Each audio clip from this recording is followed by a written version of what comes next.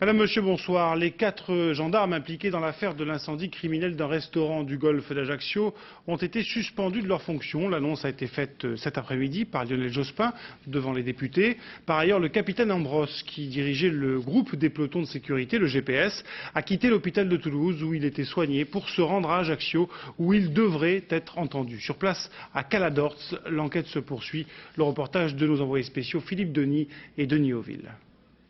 Cette fois, les gendarmes sont allés au restaurant chez Francis pour faire respecter la loi.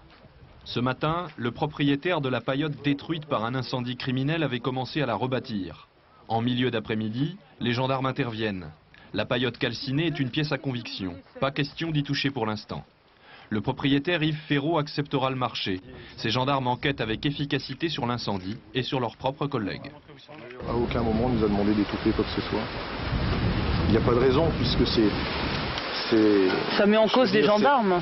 Ça met peut-être en cause des gendarmes, oui, mais je veux dire, jamais à aucun moment on nous a demandé d'étouffer quoi que ce soit.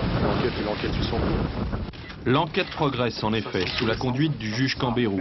Ce magistrat a entendu aujourd'hui le capitaine Ambrosse, le gendarme aux mains brûlées lors de l'incendie. Il dispose de plusieurs indices abandonnés sur la plage de Caladorts. Une cagoule, un radioémetteur et des jerrycans. Les enquêteurs seraient convaincus que les 3 gendarmes soupçonnés d'être les incendiaires sont arrivés sur la plage par la mer en Zodiac. Venaient-ils surveiller comme ils le prétendent ou mettre le feu? Le soupçon persiste. Pourquoi des gendarmes d'élite d'Ajaccio commettraient-ils un attentat? Leur victime supposée, qui va porter plainte demain, avance une explication. Je me suis battu pour les paillotes en Corse. Pour que toutes les paillotes en Corse maintiennent leur place. Et ce qui s'est passé, c'est que le dernier conflit avec le préfet voulait démonter. Le problème qui se passait, c'est que s'il cassait là-bas, il cassait toute la Corse. Et la Corse était ruinée. Aucun élément de l'enquête judiciaire ne permet pour l'instant d'impliquer le préfet Bernard Bonnet dans cette affaire.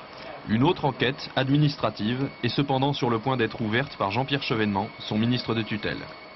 Philippe Denis, bonsoir. Bonsoir. Vous êtes en direct d'Ajaccio. C'est demain que les protagonistes de cette affaire seront entendus par le juge Cambérou.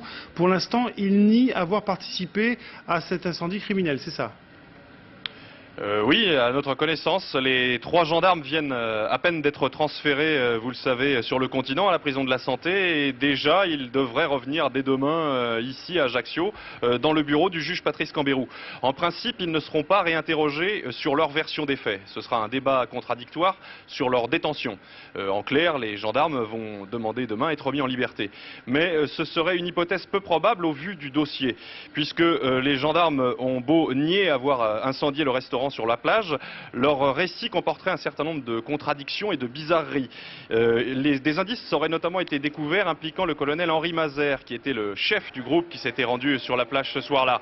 Le colonel Henri écroué depuis 2 jours déjà et qui était, vous le savez aussi, le patron du groupe de pelotons de sécurité, autrement dit ces fameux GPS, ces gendarmes spécialisés pour la Corse. D'où la décision du gouvernement de dépêcher une enquête administrative qu'elle a confiée à l'inspection générale de l'armée sur ce GPS, c'est-à-dire que, outre l'enquête judiciaire en cours ici au palais de justice d'Ajaccio, il y aura 2 enquêtes administratives. Merci Philippe pour ces précisions.